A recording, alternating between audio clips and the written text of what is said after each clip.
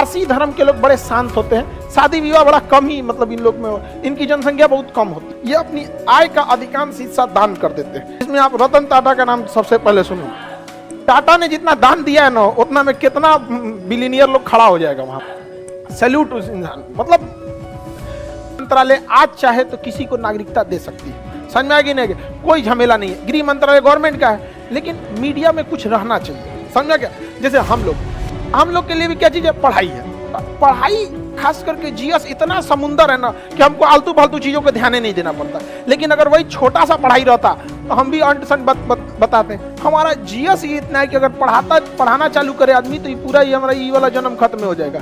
खत्म नहीं होता है जीएस, सब चीजें पकड़ लीजिए यहाँ से, समझ में आएगी नहीं? लेकिन नेताओं को क्या चाहिए? उन सबको तो पता है कि डाटा पे भाग जाएगा तुम यहाँ पे। इसलिए आप इतने उम्मीद मत रखिएगा कि मीडिया में जाएंगे, किसी नेता से कहिएगा कि बताओ कितना स्कूल बनाए, तो आपको मीडिया वाला बर्दाश्त करने देगा। तुरंत एंकर कहेगा अच्छा रुकते हैं एक ब्रेक के लिए, ब्रेक के बाद आपका फिर से स्वागत है और 5 मिनट में आपका व्यवस्था कर देगा कैमरा बंद करके। समझा कि पैसा देता है सब। हम लोग से कहता है खान साहब ये बात बस बोल दीजिए, जितना पैसा कहिएगा हम कहेंगे। तू हमारा कौन चीज समझता है? सड़क छाप। हाँ डिबेट में, यहाँ पे डिबेट में बैठने के लिए भी सामने को बराबरी योग्य होना चाहिए। कोनो के अगले बगले ले गई। एक मीडिया वाला था, महिला थी, अब नाम नहीं लेंगे बेचारी उसकी। वो हमसे कहती सर थोड़ा सा जीडीपी बजट आया है, जीडीपी बहस का नाम। जीडीपी 3 टाइप का होता है, बताइए आपको तीनों पता है? तो एक ही जान रहा था। Nominal GDP, PPP GDP, real GDP. आपको इकोनॉमिक्स में पढ़ा है ना? अब ये जो आप जीडीपी बहस कीजिएगा, इसमें से कौन से जीडीपी में कीजिएगा? अरे बाप रे बाप, ये सब भी होता है। तो ये तो हाल हो गया है यहाँ पे। चलिए हम लोग पहले समझते हैं एनआरसी, ठीक है? उसके बाद समझते हैं सीए। दोनों एक दूसरे का, एक है पहचान करता है एनआरसी और नागरिकता देता है सीए।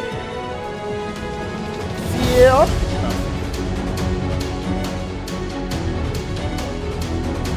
पहले सीए समझेंगे कि पहले एनआरसी?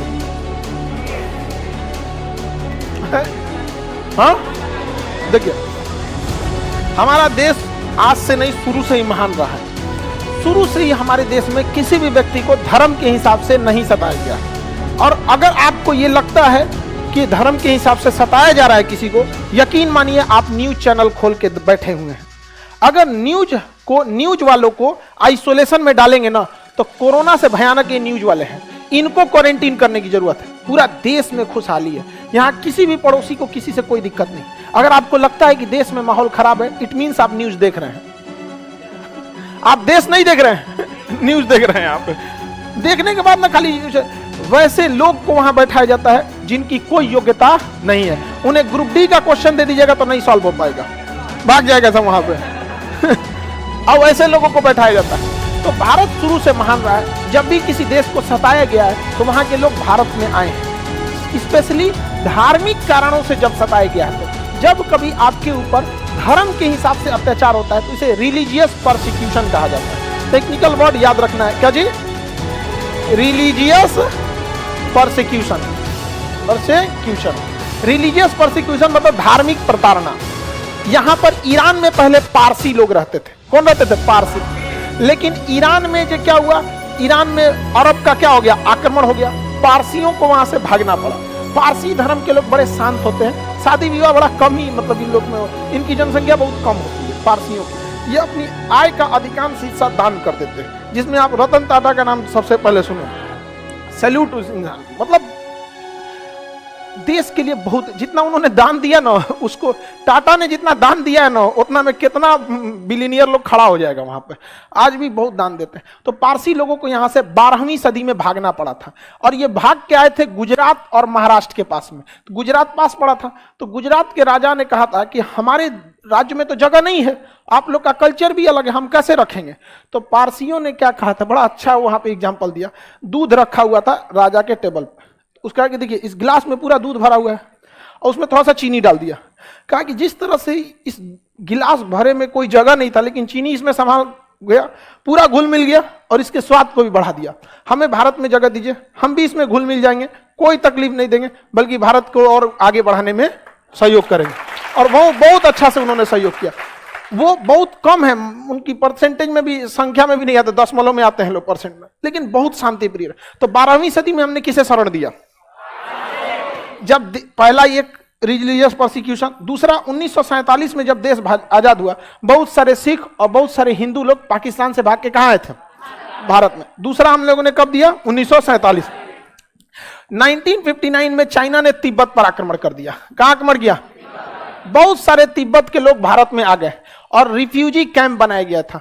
कहां पर? दिल्ली में जो मुखर्जी नगर का एरिया है ना, जहां कोचिंग चलता है, उसके आसपास में बहुत बड़ा एरिया में मुखर्जी, वहां पे एरिया में रिफ्यूजी कैंप बनाया गया था, जहां पे इन लोग बहुत सारे संख्या में रखे गए थे। आज भी ये तिब्बत के लोग यहाँ, पटना में एक मार्केट लगता है, लहासा मार्केट जंक्शन के बाहर, तो हमारे यहाँ तिब्बत के बौद्ध लोगों को रहने में कोई दिक्कत नहीं होता। तो दूसरा यहां हुआ था। उसके बाद चौथा नंबर पे रसिया ने आक्रमण कर दिया था अफगानिस्तान के ऊपर 79 में। तो बहुत सारे लोग अफगानिस्तान से कहां आ गए? भारत में। ये कब आए थे? 79 में। ये कब आए? 12वीं सदी में। तो यहां से आ गए लोग। 1980 में तमिलों के ऊपर भयानक अत्याचार हुआ, LTTE, liberation tigers of Tamil इलम, लिबरेशन टाइगर्स ऑफ तमिल इलम।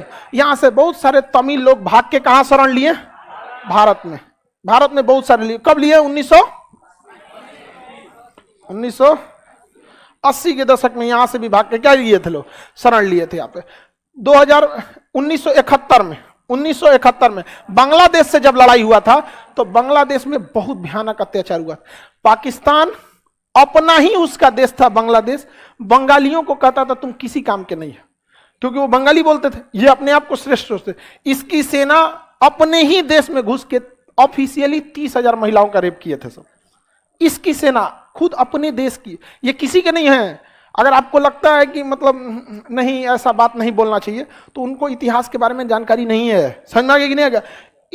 ये अपने ही देश का। और लॉजिक क्या दिए थे? ये बांग्लादेश वालों को बोले थे, ये बांग्लादेश वाले प्योर पाकिस्तानी नहीं है, इसलिए जब हमारे बच्चे पैदा होंगे तो प्योर पाकिस्तानी होंगे। ये लॉजिक है इनका। ये लोग भाग के कहां आए थे? भारत में आए थे। और इतने करोड़ों की संख्या में लोग शरण लिए थे। हमारी चौथी पंचवर्षीय योजना इनको शरण देने के चक्कर में विफल हो गई, अनाज कम पड़ गया था। लेकिन भारत किसी भी देश का नाम एक दिन में नहीं हो सकता है। कहा जाता है Rome was not built in one day. 12वीं सदी से लेकर आज तक भारत दूसरों को शरण देते आया है यहाँ पर। तो 1971 में बांग्लादेश के लोग आए। समझ आ गया कि नहीं? 2015 में म्यांमार से मारा गया किसको? रोहिंग्या को।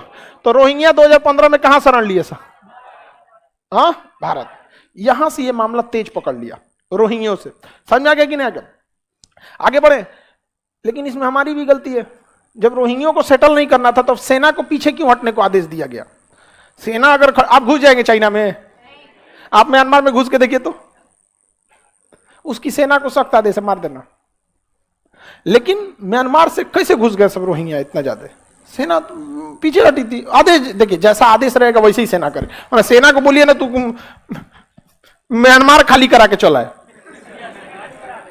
नहीं समझे? क्योंकि मीडिया को एक मसाला मिल गया। मीडिया से पूछिए ना, अच्छा ठीक है रोहिंग्या समस्या है, ठीक है ये सब चीज है, उसको सॉल्व करेंगे। आने कौन दिया? मिलते हैं ब्रेक के बाद। आप बीमारी को आने क्यों दिए? आप लाखों की संख्या में घुसा दिए यहां पर। अब म्यांमार मानेगा ही नहीं, क्योंकि वो डॉक्यूमेंट लेके तो आए नहीं है, पासपोर्ट लेके आए ही नहीं है। तो आपको पहले ना सोचना चाहिए यहां पर देश की समस्या इतना। तो मीडिया वाला ब्रेक के बाद कहेगा इसको कह दो, तबीयत खराब हो गया, चल गया इसका, चाहे इसका माइक कम करो, इसको चिल्लाने दो, इसको पोले खोल देगा हम लोग कहते यहां पर। समझ में आएगी नहीं? इतने लोग भारत में क्या हो गए? आ गए। अब दिक्कत हो गया कि इन लोग को नागरिकता कैसे दिया जाए। इन लोग के पास एक ही ऑप्शन था, सबसे जल्दी नागरिकता लेना है तो पंजीकरण। किसके द्वारा? पंजीकरण द्वारा। किसके द्वारा? पंजीकरण। तो भारत सरकार ने एक घोषणा किया कि जो भी लोग स्पेशली भारत में आए थे अफगानिस्तान, पाकिस्तान और बांग्लादेश, यहीं पे कहां से? अफगानिस्तान, पाकिस्तान और बांग्लादेश। तो सरकार ने एक नियम बनाया कि जो भी लोग यहां, जो भी अल्पसंख्यक धार्मिक प्रताड़ना के शिकार हो रहे हैं, समझिएगा, टेक्निकल वर्ड सोचिएगा। माइनॉरिटी जो भी रिलीजियस प्रोसिक्यूशन को फेस कर रहे हैं वो भारत में आ सकते हैं, लेकिन शर्त यह है कि 2014 से पहले आए जाना चाहिए, तब हम उन्हें 2020 में नागरिकता दे देंगे। ये देखिए ना, ये तो ऑलरेडी पंजीकरण के शर्त को पालन नहीं कर लिया, नहीं पालन कर लिया। अरे भाई 2014 से पहले आए हैं और आपको दिया जाएगा 2020 में, तो 14, 15, 16, 17, 18, 19, 20 हो तो गया, पंजीकरण का हो गया। तो इसके लिए एक अलग से नियम बना दे, सीए। क्या ये अलग नियम है? सेम पंजीकरण है। सेम क्या है? पंजीकरण। आपको पहले से पता है, ये तो हमारा रजिस्ट्रेशन में पहले भी कितना साल है? 7 साल। तो सीए के थ्रू क्या आपको अभी नागरिकता मिल जाएगी? अभी अफगानिस्तान से कौन आया कि सीए देखिए हमको सताया गया, दे दीजिए, दे दिए। कब से आना चाहिए? 2014 से पहले। दिया कब जाएगा? 20। समझ में आएगी नहीं गया? जबकि पंजीकरण का कानून 1955 में ही बन चुका था, जिसमें कम से कम कितने साल रहा? तो ये लोग तो 7 साल का नियम पालन ही कर लिए थे। अब मीडिया में बवाल क्यों हुआ? ये मीडिया में बवाल नहीं हुआ, बवाल कराया गया था। समझिए कैसे।